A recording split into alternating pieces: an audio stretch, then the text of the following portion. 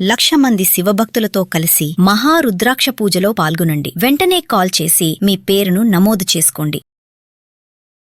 మరణించిన వారి వస్తువులు, బట్టలు, చెప్పుల్ని ఏం చేయాలి?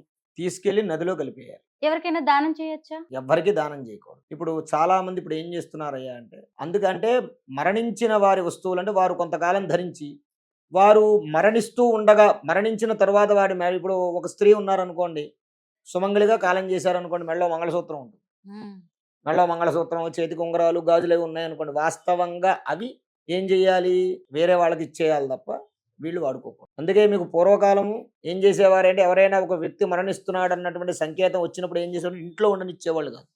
బయట ఒక పందిరి వేసి ఆ చేతికి ఉన్నటువంటివి, చెవులకున్నవి మొత్తం అన్నీ తీసి, మెడలో ఒకవేళ మంగళసూత్రం ఉంటే పసుపు కొమ్ము కట్టి తర్వాత మంగళసూత్రం తీసి ఇవన్నీ తీసి పెట్టుకుని బయట పడుకోబెట్టేవారు.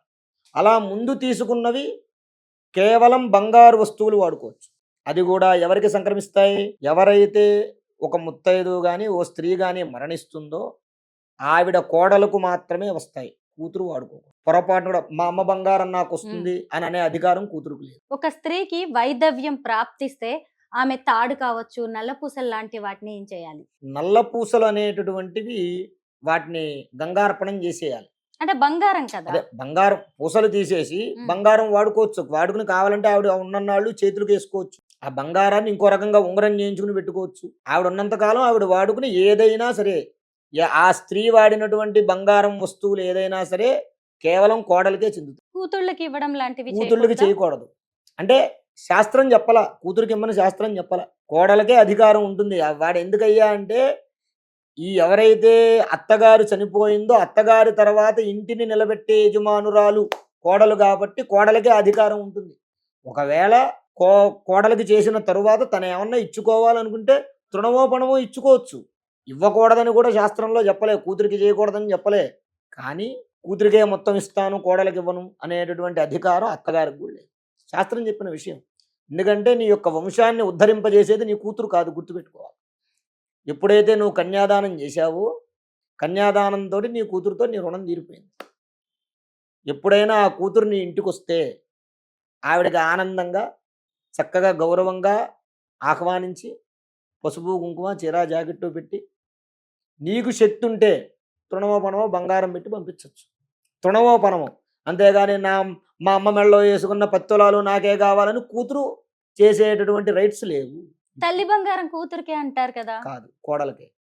శాస్త్రం చెప్పిన విషయం అది. ఇప్పుడు నేనున్నాను, మా అబ్బాయి ఉన్నాడు, మా అబ్బాయికి వివాహం జరిగింది. నాదేమన్నా బంగారం నాదేమన్నా బంగారం ఉంటే మా అబ్బాయికి వెళుతుంది. మా ఆవిడ బంగారం ఏమన్నా ఉంటే నా కోడలకే వెళుతుంది. నాకేమన్నా తృణమో పనమో ఇవ్వాలనిపిస్తే నా కూతురికి ఇచ్చుకుంటాను తప్ప అది అవుట్ సైడ్. కానీ మనం రెగ్యులర్గా వాడేటటువంటి వస్తువులు ఏదైతే ఉంటాయో అవి మాత్రం ఖచ్చితంగా కోడలే వేసుకోవాలి. ఎందుకంటే మన భార్య తర్వాత కోడలే ఇంటికి యజమానురాలు. వంశోద్ధారకుడు, వంశాన్ని నిలబెట్టేటటువంటి వారసునిచ్చేది కోడలు కాబట్టి కోడలకే. గురువు గారు, విష్ణు భక్తులు నిలువు నామం, అలాగే శివుడి భక్తులేమో అడ్డం నామం ఎందుకు పెట్టుకుంటారు? ఇక్కడ నిలువు నామాన్ని ఊర్ధ్వపుండ్రం అంటారు, అలాగే అడ్డనామాల్ని త్రిపుండ్రం అంటారు. ఈ నిలువు నామం, అడ్డనామం అనేటటువంటిది ఆయా దేవతల యొక్క ఆగమాలను, ఆరాధనలను సూచిస్తుంది. నిలువునామం వైష్ణవాన్ని సూచిస్తుంది. అంటే నేను విష్ణు భట్టిన ఒక ఐడెంటిటీ కోసం అన్నమాట. అలాగే నేను శివారాధన చేస్తాను కాబట్టి శివారాధన యొక్క తత్వం అడ్డనామాలను సూచిస్తూ ఉంటుంది. అలాగే గంధంతో బొట్టు పెట్టుకునే వాళ్ళు ఉంటారు. గంధము కుంకుమ అడ్డంగా గంధం పెట్టుకుంటారు. వాళ్ళు శక్తి ఆరాధన, అమ్మవారి యొక్క ఆరాధన చేస్తూ ఉంటారు. అలాంటి వాళ్ళు అమ్మవారి యొక్క ఆరాధన చేస్తూ ఉంటారు. అలాగే ఎర్రచందనంతో నామం పెట్టుకునే వాళ్ళు ఉంటారు. వాళ్ళు సూర్యుడి యొక్క ఆరాధన చేస్తూ ఉంటారు. ఈ నామాలు ఏంటయ్యి అంటే ఒక ఐడెంటిటీ. అంటే నేను ఫలానా భగవంతుడి యొక్క ఆరాధన చేస్తాను అనడానికి ఒక ఐడెంటిటీ కోసం ఆ నామాలు. ప్లస్ ఇంకోటి ఏంటయ్యా అంటే ఊర్ధ్వపుండ్రంగానే, అంటే నిలువు నామాలు కానివ్వండి, అడ్డనామాలు కానివ్వండి, ఏ నామం పెట్టుకున్నా సరే ఎవరికి పంగనామాలు పెట్టకుండా మనం ఏ నామం పెట్టుకున్నా మనకి మంచిది. సాధారణంగా మనం ఇంట్లో ఇండోర్ ప్లాంట్స్ పెంచుకుంటాం కదా.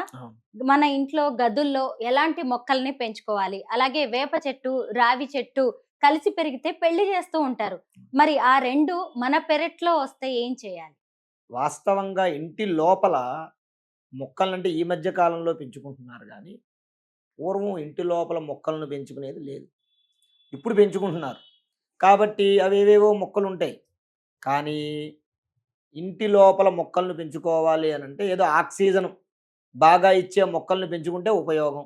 దానికంటే అంటే శాస్త్రంలో ఈ ఇంట్లో మొక్కలు పెంచుకోవడం గురించి ఏ మంత్రాల్లోనూ ఏ శాస్త్రంలోనూ లేదు. ఎప్పుడైనా సరే ఇంటి ముందు వేప, ఇంటి వెనుక తులసి గుర్తుపెట్టుకోండి. ఈ రెండూ ఉంటే చాలు. ఇంకా ఏ మొక్కలు ఉండవు. మామూలుగా పుష్పాల మొక్కలు దేవతలకు పూజ చేసుకోవడానికి నందివర్ధనం, గోవర్ధనం, కనకాంబరం, మల్లె ఇలాంటి పుష్పాలు బయట పెట్టుకోవచ్చు. అసలు ఇంట్లో మొక్కలను పెంచుకోవడం అనేది మన శాస్త్రంలో లేదు. అదంతా అవుట్ ఆఫ్ కంట్రీ నుంచి ఏదో షోకేస్ కోసం వాటి కోసం వీటి కోసం వచ్చింది తప్ప అది మన శాస్త్రంలో లేనటువంటి విషయం. ఎందుకయ్యా అంటే కుండీల్లో మొక్కలు పెట్టకూడదు. భూమికి సారవంతం భూమిలోనే ఉండాలి. మొక్క అంటే ఏంటి? భూమి నుంచి వచ్చేది. అపార్ట్మెంట్లో స్థలాలు లేవు కాబట్టి ఏం చేస్తాం? ఇందాక చెప్పుకున్నాం, గుడ్డి కన్నా మెల్లనయ్యం. అప్పుడు పెట్టుకోవడమే తప్ప మామూలుగా చక్కగా స్థలం ఉన్నవాళ్ళు బయట శుభ్రంగా పెట్టేసుకోవచ్చు. అలాగే ఇంట్లో పెట్టుకునేటటువంటి వాళ్ళు కూడా మొక్కలు కూడా ఆక్సిజన్ ఇచ్చే మొక్కలు పెట్టుకోవాలి. ఇప్పుడు అన్ని పిచ్చి పిచ్చి మొక్కలు ఏవో వస్తున్నాయి. వాటి వల్ల కూడా చిన్న పిల్లలకి ఊపిరితిత్తుల సమస్యలు, గుండె సమస్యలు అవన్నీ కూడా వస్తున్నాయి. అవి కూడా గ్రహించి చూసుకుని పెట్టుకోవాలి. ఇవి ఏ శాస్త్రంలోనూ ఎక్కడ వేదాల్లోనూ ఏమి చెప్పినటువంటి విషయం కాదు. కాబట్టి దీన్ని మనం ఎలా చెప్పాలి అంటే వైద్యపరంగా చెప్పాలి, అంటే భాష్యపరమైన విషయంగా చెప్పాలి. కాబట్టి మనిషికి ఆరోగ్యాన్ని ఇచ్చే మొక్క అయితే ఇంట్లో పెట్టుకోండి. అది అనారోగ్యం కలిగించేది అయితే బయటపడేయండి. అది ఎంత కాస్ట్లీదైనా సరే వద్దు, బయటపడేసేయండి. అది తర్వాత వేప రావి. దేవాలయాల్లో వేప రావి ఉంటే దాన్ని లక్ష్మీ స్వరూపంగా, లక్ష్మీనారాయణ స్వరూపంగా రెండిటికి కళ్యాణం చేస్తారు. ఇంట్లో ఉన్నప్పుడు కళ్యాణం చేయొచ్చా చేయకూడదా అంటే, నువ్వు చెయ్యాలి అని అనుకుంటే ఒక్కసారంటూ చేస్తే దానికి అంటూ ముట్టు మైలు తగలకూడదు. అంత పవిత్ర. ఇప్పుడు దేవాలయంలో అంటూ ముట్టు మైలు ఉండవు. ఇప్పుడు వాటంతట అవిగా వచ్చినటువంటివి ఏవైతే ఉంటాయో వాటిని అలా వదిలేస్తే నీకేం కాదు. అవి గాలిస్తుంది, ఆక్సిజన్ ఇస్తుంది. దాని యొక్క సారాన్ని నువ్వు అనుభవించవచ్చు, దాని ఫలాన్ని నువ్వు అనుభవించవచ్చు. ఎప్పుడైతే గుళ్ళల్లో కళ్యాణాలు చేస్తున్నారు కదా, నేను కూడా కళ్యాణాలు చేస్తా బొట్టు పెట్టి అని ఎప్పుడైతే నువ్వు పసుపు రాసి బొట్టు పెడతావో అది వెంటనే అది డివోషనల్ ట్రీ అయిపోద్ది. ఎప్పుడైతే డివోషనల్ అయిపోయిందో నువ్వు అంటూ ముట్టు మైలు పాటించాల్సింది. నువ్వు నీ ఇష్టం వచ్చినట్టు ఇంట్లో ఎలా పడితే అలా తిరుగుతానంటే కుదరదు. కాబట్టి ఇంట్లో పెట్టుకున్నటువంటి వాడికి కళ్యాణాలు చేయాల్సిన అవసరం లేదు. ఒకవేళ నువ్వు దైవాంశగా భావించి నేను కళ్యాణం చేస్తాను అంటే ఖచ్చితమైనటువంటి మడి ఆచారం నియమాలు పాటించేటటువంటిది అయితేనే కళ్యాణం చేయాలి తప్ప లేకపోతే అవసరం లేదు. గురువు గారు, మంగళసూత్రం పెరిగిందంటే అశుభంగా భావిస్తూ ఉంటారు. ఒకవేళ అలా పెరిగితే భర్తకి ఏమైనా ప్రమాదం ఉంటుందా? పెరిగిన రోజే మంగళసూత్రం మార్చుకోవాల్సిన అవసరం ఉందా? ముందు మంగళసూత్రం ఎప్పుడైతే పెరుగుతుందో పెరిగిన వెంటనే పసుపు కొమ్ము కట్టుకోవాలి. అసలు మంగళసూత్రమే వేసుకోవట్లేదు కదా ఈ రోజుల్లో చాలా మంది. వేసుకోవట్లేదు, మరి ఏం చేస్తాం? అలాగే ఉంది. వాస్తవంగా మీరు చెప్పింది నిజమే, వేసుకోవట్లేదు. తీసి మెక్కు తగిలిస్తున్నారు. బయట ఏదో మనం మామూలుగా రుద్రాక్షలు, మగవాళ్ళు రుద్రాక్ష మాలలు అవి తగిలిచ్చి పొద్దున్నే లేచి బయటకు వెళ్ళినప్పుడు అలా వేసుకునే పరిస్థితిలోకి వచ్చేసింది ఇప్పుడు కాలం. కానీ దాన్ని మనం ఏం చేస్తాం? మనం ఏమన్నా అన్నాం అనుకోండి, మళ్ళీ దాని మీద ఓ పెద్ద రాద్ధాంతం, మళ్ళీ చర్చలు వస్తాయి ఇవన్నీ. కాబట్టి మనం చేయాల్సిన పని, ఒకవేళ పెరిగింది మంగళసూత్రం, పెరిగినప్పుడు ఏం చేయాలంటే వెంటనే పసుపు కొమ్ము వేసేసుకో. పసుపు కొమ్ము వేసుకుని జాగ్రత్తగా సూత్రం తీసుకుని దాన్ని మళ్ళీ జాగ్రత్తగా ఎక్కించేసుకుని పసుపు తాళ్ళలో కట్టేసుకుని ఎక్కించేసుకుని వేసేసుకోవచ్చు.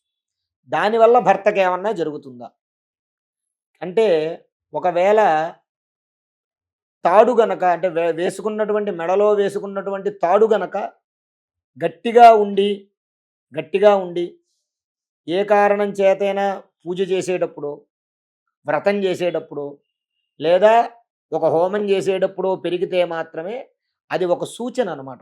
ఏమి సూచన? జాగ్రత్త, నీ సౌభాగ్యానికి హాని కలగబోతుంది జాగ్రత్త అని ఒక హింట్ ఇచ్చినట్టు భగవంతుడు మనకి. కాబట్టి దాన్ని మనం జాగ్రత్తగా పెట్టుకుని ఓసారి ఆ భర్త జాతకం, ఈవిడ జాతకం ఓసారి చూపించుకుని దానికి యొక్క ఏమన్నా పరిహారాలు ఏమన్నా ఉంటే పరిహారాలు చేయించుకుని ముందుకు వెళ్ళిపోతే దానికి ఇబ్బంది ఏమి ఉండదు. కానీ పసుపు కొమ్ము వేసుకోవాలి వెంటనే. పసుపు కొమ్ము వేసి మళ్ళీ తర్వాత వెంటనే ఎక్కించేసుకుని మళ్ళీ వేసుకోవచ్చు. అయితే మంగళవారం రోజు మాత్రం ఎక్కించుకోకూడదు. మంగళవారం రోజు మాత్రం ఎక్కించుకోకూడదు. పెరిగిన వెంటనే అది అలా ఉండగానే పసుపు కొమ్ము మెళ్ళ వేసుకోవాలి. అందుకే పూర్వం మనం చూస్తూ ఉంటాం పెద్దవాళ్ళ ఇళ్లల్లో, మన పూర్వీకుల ఇళ్లల్లో ఎప్పుడు ఓ పసుపు కొమ్ముకి పసుపు తాడు కట్టేసి దేవుడి దగ్గర పెట్టి ఉంటుంది. ఎప్పుడు కూడా పసుపేరు అలా ఉంటుంది అన్నమాట. ఎప్పుడు ఎందుకు? ఎప్పుడైనా ఏ కారణం చేతైనా సరే మంగళసూత్రం పెరిగిపోతే వెంటనే వెళ్ళి వేసేసుకోవడం. అలా పెట్టుకోవాలి. ఇప్పుడు మంగళసూత్రం పెరిగింది, అసలు పసుపే ఎవడింట్లో ఉండట్లేదు. ఇప్పుడు పసుపు కొమ్ములు ఎలా ఉంటాయి?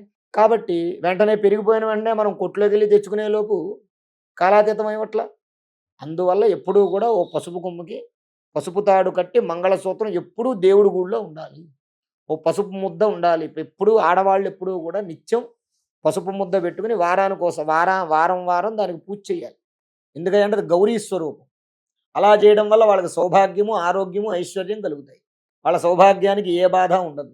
వాళ్ళ తాడు పెరగదు వాళ్ళ తాడు ఏ కారణం చేత కూడా పెరగదు అనమాట. అవన్నీ మనం చేయట్లేదు కాబట్టి ఇటువంటి అనుమానాలు, ఇటువంటి ఆలోచనలన్నీ వస్తూ ఉన్నాయి. గురువుగారు పూజ గదిలో మనం మొక్కల్ని పెంచుకోవచ్చా?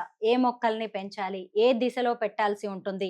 పూజ గదిలో మొక్కల్ని పెంచడం వల్ల కలిగే ఫలితాలు, ప్రయోజనాలు ఏంటి?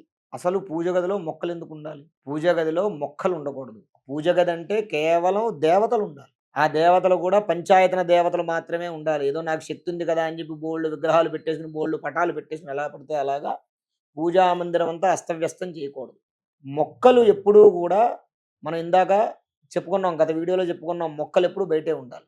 ఎటువంటి మొక్కలు కూడా పూజా మందిరంలో పెట్టకూడదు. ఒకవేళ అసలు అత్యంత పవిత్రమైనటువంటి మొక్క తులసి మొక్కే మనం పెరట్లో పెట్టుకోవాలి. పెరట్లో పెడుతున్నాం, ఇంకా అంతకన్నా పవిత్రమైన మొక్క ఏముంటుంది పూజా మందిరంలో పెట్టడానికి? ఏమీ ఉండదు. కాబట్టి పూజా మందిరంలో ఎటువంటి మొక్కలు పెట్టకూడదు. కేవలం భగవంతుడి యొక్క విగ్రహాలు, పటాలు పెట్టుకుని చక్కగా రోజు పొద్దున్న సాయంత్రం దీపారాంజన పూజ చేసుకోవాలి తప్ప మొక్కలు లాంటివి అలాంటివి ఏమీ కూడా పెట్టుకోకూడదు. ఎన్నో ధర్మ సందేహాలను నివృత్తి చేశారు. Thank you so much. ధన్యవాదాలు. శ్రీ మహాగణాధిపతయే నమః. ఆరోగ్యము, ఐశ్వర్యము, ఆనందము, ఆర్థిక లాభం ఇవన్నీ కలగాలంటే ఆగస్టు 11వ తారీఖు మంగళవారం రోజున మేము నిర్వహించేటటువంటి 1,00,000 రుద్రాక్షల పూజలో పాల్గొనండి. పరమేశ్వరుడి యొక్క అనుగ్రహం వల్ల సర్వ విధములైనటువంటి కష్టాలు నివారణమై ఐశ్వర్యాలు కలుగుతాయి. 1,00,000 రుద్రాక్ష పూజలో పాల్గొనేటటువంటి వారు స్క్రీన్ మీద స్క్రోల్ అవుతున్నటువంటి నంబర్లకు కాల్ చేసి రిజిస్ట్రేషన్ చేసుకోగలరు.